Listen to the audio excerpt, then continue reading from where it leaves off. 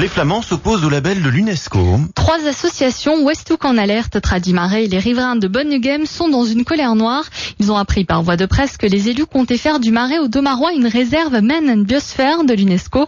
Pour eux, ce label est totalement incompatible avec les activités du Marais, l'habitat tout d'abord. Ils craignent à terme des expropriations. De la même manière, ils ont peur que les maraîchers qui ont des conditions de travail difficiles dans cette zone humide n'aient plus le droit de traiter leurs parcelles et que du coup, ils s'en aillent. Jean-François Vandeville, le président de Westhoek en alerte. La zone biosphère est une zone no man's land, c'est-à-dire que l'homme ne peut y pénétrer. Seuls les scientifiques ont y droit d'accès.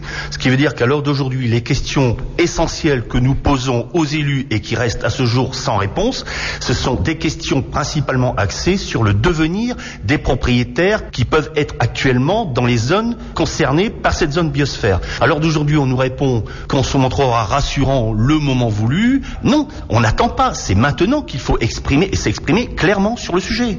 Si nous sommes de citoyenneté française, citoyenneté de papier, nous sommes culturellement et identitairement des Flamands, nous sommes décidés à ne pas nous laisser faire.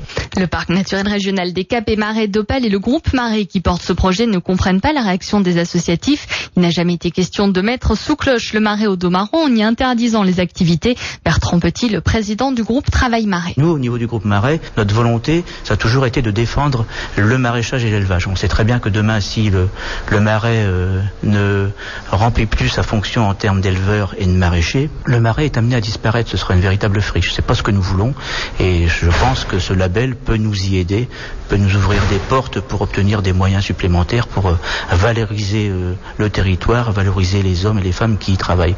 C'est tout simplement ce que nous recherchons à travers ce label qui n'est pas une réglementation, et je le précise encore une fois.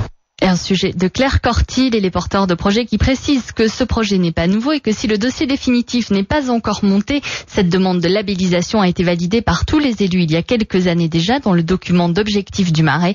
Les 3 associations, elles, ont écrit au président du groupe Travail Marais mais n'ont pas eu de réponse, ce qui a le don de les agacer un peu plus encore. Ces membres ont donc décidé de ne pas participer à la réunion d'information prévue à Moule le 23 septembre prochain.